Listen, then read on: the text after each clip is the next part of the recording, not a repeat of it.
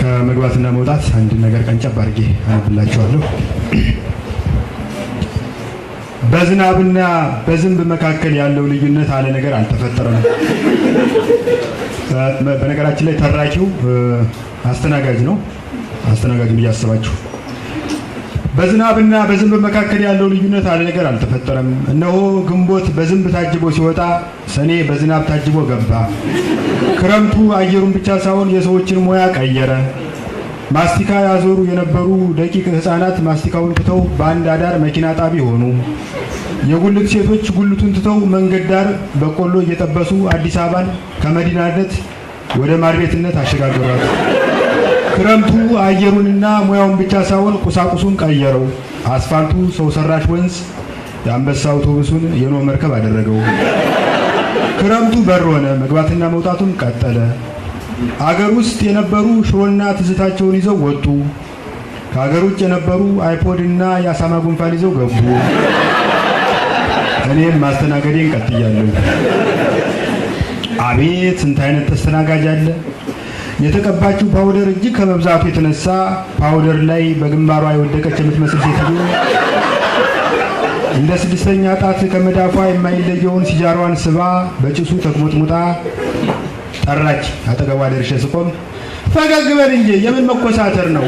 ከፍትፍቱ ፊቱ እንዲሉ አበው ፈገግ በልና ትኩስ ቡና አምጣልኝ፣ የቡና ስባቱ መፋጀቱ እንዲሉ አበው ደግሞ አደራህን ስኒው ንጹህ ይሁን፣ ሲያዩት ያላማረ ሲበሉት ያቀራል እንዲሉ አበው በማለት የትእዛዝና የተረት ሩምታ ወረደችብኝ። ሴትዮ ሱስሽ የቡና ነው ወይስ ያበው?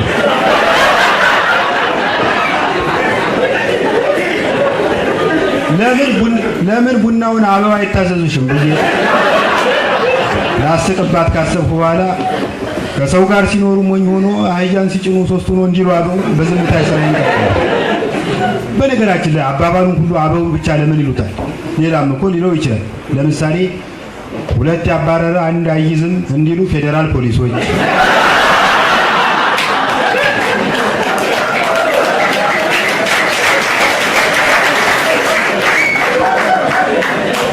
ሊነጋጋ ሲል ይጨልማል እንዲሉ የመብራት ተረኞች፣ ልጅና ወረቀት ያስያዙትን አይለቅም እንዲሉ መሰረተ ትምህርት የተማሩ እናቶች፣ ሲሮጡ የታጠቁት ሲሮጡ ይፈታል እንዲሉ የአትሌቲክስ አሰልጣኞች፣ የማይተማመን ባልንጀራ በየወንዙ ይማማላል እንዲሉ የናይል ተፋሰስ ሀገሮች፣ ሳታማይ ብላይ እንዲሉ ለምክንያት ግድ የሌላቸው ምግቦች፣ የባሳል ሀገርን አትልቀቅ እንዲሉ ወደ ሶማሌ የተሰደዱ የሀገራችን ሰዎች፣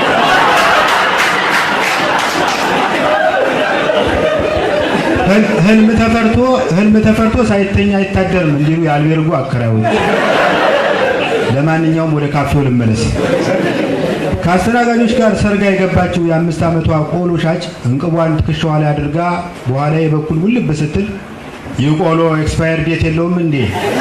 ከ5 ዓመት በፊት እናትሽ ይዛው ትዞር ነበር የሚል ጨካኝ ድምፅ ሰማሁና ዞሩ።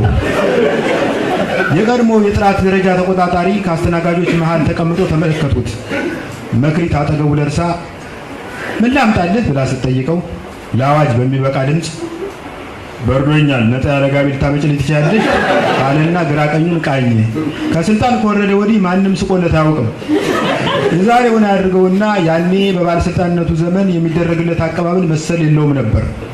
መክሊት አዲስ ተሰናጋጅ ሲገባ ጠረጴዛውን ትወለውለታለች። ባለስልጣኑ ሲመጣ ግን ጠረጴዛውን ትለውጥለታለች።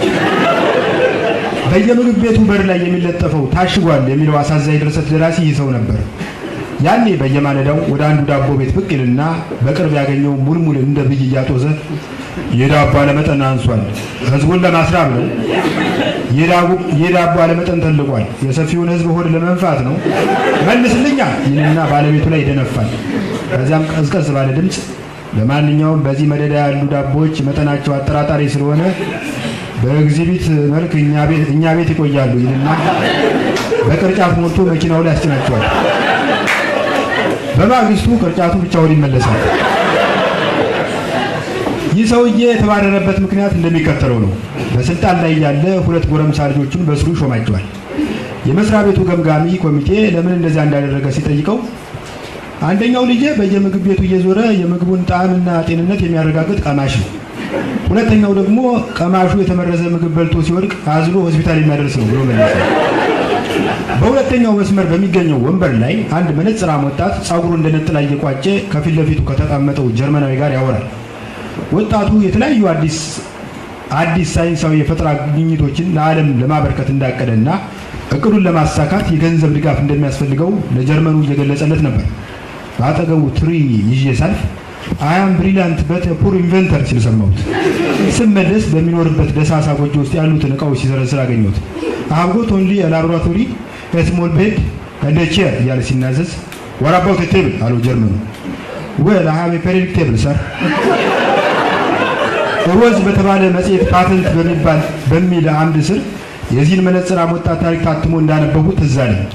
ይህ ወጣት መንፈሳዊ መዝሙር ብቻ የሚያጫውት ቴፕ ሬከርደር ከመፈልሰፉም በላይ በጄኔሬተሮች ላይ የሚገጠም ድምፅ ማዳፈኛ ወይም ሳይለንሰር ለመፈልሰፍ ተሰናድቷል። አገራችን በሳይንስና ቴክኖሎጂ ገና ወጣኔ ናት። ይህን ለማስረዳት አንድ ምሳሌ ልጥቀስ። ከጥቂት ቀናት በፊት ሬዲዮ ሳዳምጥ በእንግድነት የቀረበ የላውንደሪ ባለቤት በመብራት ኃይል እጥረት ምክንያት በቅርቡ በፀሐይ ቴክኖሎጂ በመታገዝ ስራችን እንቀጥላለን ሲል ተናገረ። ጋዜጠኛው በፀሐይ ቴክኖሎጂ በመታገዝ የምትሰሩት እንዴት ነው ብሎ ቢጠይቀው ያው ልብሱን አጥበን ፀሐይ ላይ እናሰጣለን ማለት ነው ብሎ መለሰ። ሳይንስና ቴክኖሎጂ እንደ ቀንዳም ፈረስ ተረት በሆነበት ሀገር ይህ መነጽራም ወጣት ሊታገዝ ይገባው ነበር። ግን ከወሬ በስተቀር ማንም ሊተባበሩ አልፈቀደም። ለምሳሌ አባቴ ነገረኝ፣ አባቴ ሌላ አስተናጋጅ ነው። ለምሳሌ አባቴ ነገረኝ ወሬ እንዲህ ይላል። መነጽራም ወጣት ሀገር ቤት እያለ በመጸዳጃ ሳህኖች ላይ የሚገጠም ፈልስፎ ነበር። ኮምፒውተሩ በሚሞከርበት ቀን የውጭና የሀገር ውስጥ የሳይንስና የቴክኖሎጂ ባለሙያዎች በተገኙበት ወጣቱ መጸዳጃ ሳህኑ ላይ ተቀምጦ ከተጸዳዳ በኋላ ዴሊት የሚለውን ክሊክ ሲያደርግ መጸዳጃ ሳህኑ ላይ የነበረው ፍግ ልም ብሎ ጠፋ። ወዲያው ፐርፊውም የሚል ላይ ክሊክ ሲያደርግ መጸዳጃ ክፍሉ በከርቤና በሉባንጃ መዓዛ ተሞላ። በቦታው የነበሩ ታዛቢዎች ክንብንባቸውን አውልቀው ክፍሉን በጭብጨባ አናጉት።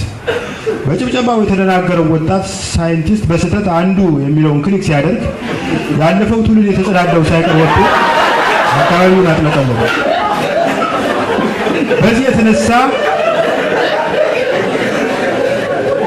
በዚህ የተነሳ መነጽራም ወጣት አካባቢውን በመበከል ተከሶ የ2 ዓመት እስራት ተፈርዶበት ለ4 ዓመት ታሰረ። 2 ዓመት ተፈርዶበት እንዴት 4 ዓመት ይታሰራል ብዬ ጠይቄው ነበር። ታሪኩ የነገረኝን አባተ የሰጠኝ መልስ የሚከተለው። መነጽራም ወጣት ይኖርባት በነበረችው ክልል ውስጥ የትትህ ብሔርና የግግ ብሔር ተዳብለው ይኖራሉ። የፌዴራሊዝም ስርዓት በሰጣቸው መብት መሰረት የራሳቸውን ፍርድ ቤትና ወህኒ ቤት አቋቁመው ነበር። የትትህ ብሔር ፍርድ ቤት መነጽራሙን ወጣት 2 ዓመት ሲፈርድበት የግግ ብሔር ፍርድ ቤት ከተጎራባቹ ብሔር ጋር ያለውን እኩልነት ለማስመስከር ወጣቱን አስመጥቶ ሌላ 2 ዓመት ፈረደ።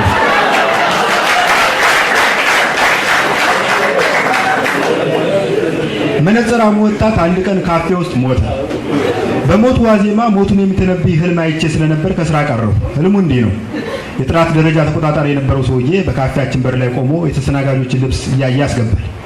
ብዙ ተስተናጋጆች ልብሳቸውን እንደ መታወቂያ እያሳዩ ይገባሉ። ድንገት መነጽራሙ ወጣት ሰለባጅ ካፖርት ለብሶ ይመጣል። የጥራት ደረጃ ተቆጣጣሪው ሰለባጅ ለብሰው ወደዚህ መግባታችንም ብሎ ይከለክሏል። ወጣቱ ግን አሻፈረኝ ብሎ በመታገድ የጥራት ደረጃ ተቆጣጣሪውን ከካፌው መዝጊያ ጋር ደርቦ ይዞት ወደ ውስጥ ይገባል። ከህልሜ ስነቃ ሰለባጅ የሙት ልብስ ስለሆነ ወጣቱ እንደሚሞት ተገነዘቡ። እኔም በሞቱ ላለመግባት ገዳዩ ላለመሆን ወደ ካፌው ሳልሄድ ቀረው። በሁለተኛው ቀን ወደ ካፌው ስመለስ አስተናጋጁ አባተ በነፍስ ገዳይነት ተጠርጥሮ ወደ ፖሊስ ጣቢያ መሄዱን ሰማሁ። ምን ደረሰበት? ከመርማሪው ፖሊስ ጋር ያደረገውን ምልልስ እንደሚከተለው አቀርባለሁ። አባተ በወረዳ ምንትስ ፖሊስ ጣቢያ ከመርማሪው ፊት ለፊት ቁጭ ብሏል። መርማሪው ከፊቱ ያለውን መዝገብ ሲያገላብጥ ከቆየ በኋላ አቶ አባተ ቤተሰብ አለህ ብሎ ጠየቀ። አለኝ፣ ማስረጃ ካስፈለገ አለና አባተ ከኪሱ ውስጥ አሮጌ አልበም አውጥቶ የመጀመሪያውን ገጽ ገልጦ ከግራ ወደ ቀኝ ይቺ ምሽቴ ናት፣ ይሄ ልጄ ነው፣ ይሄ ደግሞ አባቴ ነው፣ ይሄ ባዶ ቦታ ነው ያለ ሲቀጥል ፖሊሱ ልጁ ቁጭ አባትን ይመስላል ብሎ አቋረጠ። ይመስል አይገርመኝም፣ እኔ ለስራ ወጣ ስል ጠብቆ አባቴ እኛ ቤት ይመጣ እንደነበር ደርሼበታለሁ። አስተናጋጅ ከመሆኑ በፊት ምን ትሰራ ነበር? ከብት አድልቤ እሸጥ ነበር። ጌታዬ እንደሚያውቁት በሀገራችን የክርስቲያንና የሙስሊም ስጋ ቤት ብሎ መለየት የተለመደ ነው። እኔም ልዩነቱን ለምን ከበሬው አንጀምረውም በማለት የክርስቲያንና የሙስሊም በሬ ይሸጥ ነበር። የክርስቲያንና የሙስሊም በሬ ልዩነቱ ምንድነው? የክርስቲያኑ በሬ ቆዳው ላይ መስቀል ይነቀሳል። ጌታዬ ከከብት አድላቢነት ወደ አስተናጋጅነት ያደረከው ሽግግር እንዴት ነው? ትንሽ አልተራራቀም? አለ ፖሊሱ ፈገግ ብሎ። እንደኔ አልተራራቀም። ያው ከከብት አድላቢነት ወደ ሰው አድላቢነት የተሸጋገረ። ከዚህ ማኮብኮቢያ በኋላ ፖሊሱ በቀጥታ ወደ ምርመራው ገባ። ከሟች ጋር የነበራችሁ ግንኙነት ብትገልጽልኝ። ሟቹ በህይወት በነበረበት ጊዜ የነበረን ግንኙነት የአስተናጋጅና የተስተናጋጅነት ነው። ሟቹ በሞተበት ቀን የነበረውን ሁኔታ ትገልጽልኛለህ? ወደ ካፌያችን መጥቶ ውሃ አዘዘ፣ አቀረብኩለት። በአጠገቡ ተቀምጠው ሻይ ሲጠጡ የነበሩ ሰዎች እንደነገሩኝ ወዲያው ከኪሱ ብዙ ክኒኖች አውጥቶ ባቀረብኩለት ውሃ እያወራረደው አጣቸው። አየቀን ጎደሎ ምን ነው ውሃውንም እንደ ክኒኑ ከቤቱ ይዞት በመጣ። በጊዜው በሟቹ ፊት ላይ የተስፋ መቁረጥ ስሜት አንብበሃል? ንባብ ላይ ያን ያህል ነኝ ጌታዬ። አልገባም። ስትመለከተው ተስፋ ቆርጧል ብለህ ገምተህ ነበር? መቼስ በርገር በሚቀለጠፍበት ኮካኮላ እንደ ውሃ በሚፈስበት ካፌ ውስጥ አንድ ሰው የቧንቧ ውሃ ብቻ ካዘዘ ተስፋ ቢቆርጥ ነው። ግና መልሶ እጁን ቦርሳ ውስጥ ሲከት ሳይ የምሳ ቃል ያወጣ ነው ብዬ ተዘናጋሁ። ከዚያ ልቤን ሲያወልቀው ለነበረ ተስተናጋጅ ስቴክኒ አድርሼ ስመለስ ያወጣት ወንበሩ ላይ ዘፍ ብሎ ተኝቷል። አይ ምስኪን፣ ይህኔ ሮንዳ አድሮ ይሆናል ብዬ ቸለርኩት። የመጀመሪያ እርዳታ አላደረክለትም? አድርጌለታለሁ። ተኝቷል ብዬ ስላሰብኩ ዘፈኑን ቀነስኩለት። በተጨማሪም አንገቱን ወደ ወንበሩ መደገፊያ አቃናሁት። በእኔ ቤት በስነ ስርዓት ማስተኛቴ ነበር። ለካ እጅሬ በስነ ስርዓት እየሞተ ኖሯል። ሟች ከመሞቱ በፊት የተናገረው ነገር አለ? ሰው ሲኖር መናገሩ መች ይቀራል? አባባል አልገባም። ከመሞቱ በፊት ጥቂት ደቂቃዎች በፊት የተናገረው ነገር አለ ወይ? የለም። ባይሆን ከጎኑ የተቀመጠ ተስተናጋጅ ተናግሯል። ፖሊሱ በረጅም ተንፍሶ ወደ ወንበሩ መደገፊያ ተንጋሉ ሲያስብ ከቆየ በኋላ አቶ አባተ፣ ለማንኛውም ሟቹ ለነገይቱ ኢትዮጵያ ብዙ ምርምሮች ያበረክታል ተብሎ የታሰበ ወጣት ነበር። ምን ያደርጋል፣ ብዙ የእንቅልፍ ክኒኖችን በመውሰድ ራሱን አጥፍቷል ብሎ በረጅሙ ተነፈሰ። አባተ አንገቱን ደፍቶ ትንሽ ካሰበ በኋላ ከእናንተ ባላውቅም ብሎ ጀመረ። ከእናንተ ባላውቅም ሟች ዋጠው የእንቅልፍ ክኒን ከሆነ ጊዜ ወርዘም እንጂ መንቃቱ አይቀርም። ቆርጡ እስኪታወቅ ድረስ መንግስት አስከሬኑን መቅበር ትቶ በወዶ ገባ ዘበኛ ያስጠበቀው ይበጃል ባይ ነው። መርማሪው ፖሊስ አባተን በንቀት ለጥቂት ደቂቃ ካተኮረበት በኋላ መሄድ እንደሚችል ገለጸለት። አባተ መሄድ ሲገባው አላስፈላጊ ጥያቄ አመጣ። ጌታዬ፣ ለመሆኑ በምን አበሳዬ ነው ፖሊሶች ቤቴ እንዲፈትሹ የተደረገው? ቤት በመፈተሹ የተጎዳው ነገር አለ? አለ ፖሊስ። መቼም ገመድ በትሪ አላቀረብሁለት። ሰው ለመሞት ከተዘጋጀ የሚተባበረው ቀኑ ነው። አዩ ጌታዬ፣ መቼም በዚህ ዘመን ራስን ለመግደል የሚያበቃ ብዙ ነገር አለ። በዘመድ ተስፋ ያጣ ሰው በገመድ ተስፋ ቢያደርግ አይገርመኝም። ያም ሆኖ እንዲህ አይነት ሰው ሲገጥመኝ ልቡ እስኪጠፋ መክረዋለሁ። አንድ ባልንጀራዬ ባለፈው ራሱን ለመግደል የባቡር ሀዲዱ ላይ በጀርባው ተኛ። የምድር ባቡር ብልሽት ስለገጠመው ስራ ካቋረጠ ዘመን የለውም። እዚህ ላይ መተኛት ምንም አይጠቅምህም፣ ተነስ ብዬ ብመክረው እምቢ፣ ባቡሩ እስኪጠገን ድረስ ቢሆን እጠብቃለሁ ብሎ ድርቅ አለ። ለካ ቀኑ ደርሶ ኖሯል። አመሻሽ ላይ ከወፍጮ ቤት የሚመለሱ አህዮች ሀዲዱን ሲያቋርጡ ረግጠው ገደሉት። ለወሬ የቸገረ ነገር። መርማሪው ፖሊስ ከአባተ ጋር የነበረው ቆይታ መጠናቀቁን ለማሳየት ሰዓቱን ደጋግሞ ከተመለከተ በኋላ መሄድ ትችላለህ ብሎ አጉተመተመ። አባተ ጥሩ ብሎ ከወንበሩ በከፊል ከተነሳ በኋላ ተመልሶ በመቀመጥ አንድ ነገር ብቻ ነበር። እሱ ምንድነው? አዎ ፖሊስ ጣቢያ አንዴ ከመጣሁ ላይ ቀር እግረ መንገዴን የምጠቁመው ነገር አለ። ምንድነው? አለ መርማሪው ጣራጣራውን እያየ። ምንድነው ላሉት ጌታዬ፣ ነገሩ ወዲህ ነው። ከጥቂት ቀኖች በፊት አጥቤ ያሰጣሁት ሱሪ ባልታወቁ ሰዎች ተዘርፏል። የክፍለ ከተማው ፖሊስ ከህብረተሰቡ ጋር በመተባበር ሱሪዬን ቢያስመልስልኝ ደስ ይለኛል ጌታዬ። ፖሊሱ በጣም ስለተናደደ ለጊዜው ቃል ተስፋ። ወዲያው ግን ለዘበት እንደተዘጋጀ ሰው እስክሪብቶን ካቀባበለ በኋላ የወገብ ቁጥሩን ልትነግረኝ ትችላለህ? 12 ጌታዬ አለ አባተ። ገንባሌ ነው ወይ ሱሪ? እኔ እንግዲህ ሱሪ ነው ብያለሁ ጌታዬ። የት ሀገር ሱሪ ነው? የቻይና። የቀለሙ አይነት ከመታጠቡ በፊት ነው ወይስ ከታጠቡ በኋላ? በጠፋበት ጊዜ የነበረውን ቀለም ነው የጠየቁ። አረንጓዴ። ጥሩ አለ መርማሪ። ሱሪህን ሌባ ሊሰርቀው ይችላል። 12 ቁጥር የቻይና ሱሪ ለሌባው ያን ያህል ይጠቅመዋል ብዬ አላስብም። ለነገሩ ይጠቅመዋል፣ ቢያንስ ኩባያ ሊለውጥበት ይችላል። በሌላ በኩል ጥጃ በልቶት ሊሆንም ይችላል። አየህ የአዲስ አበባ ጥጃ ሳር ቢያጣ የሳር ፍራሽ ይበላል፣ የሳር ፍራሽ ቢያጣ አረንጓዴ ሱሪ ይበላል። ያም ሆነ ይህ ፖሊስ አስፈላጊውን ክትትል ስለሚያካሂድ አንተ ስራህን እየሰራ ውጤቱን ተጠባበቅ። ጌታዬ ቀጠለ አባተ፣ ያለፈው አልፏል። መቼም መጪውን ሳስብ ግን ይጨንቀኛል በጣም። አሁን የለበስኩት ሱሪ የመጨረሻው ስለሆነ ይሄ ከተሰረቀ ነገ ቢሮ የሚመጣው ጋቢ አገልድሜ ነው። ምን ለማለት ፈልጌ ነው? ከእንግዲህ በልብስ ማስጫው አካባቢ ጥበቃው ቢጠናከር። አይበቃም? ፖሊሱ አንባረቀ። ትንሽ አታስብም? የአንተ ሱሪ አስተማማኝ ጥበቃ እንዲደረግለት ከፈለግ ለምን ቤተ መንግስት አጥር ላይ አታሰጠው? አሁን ከዚህ አትነሳ።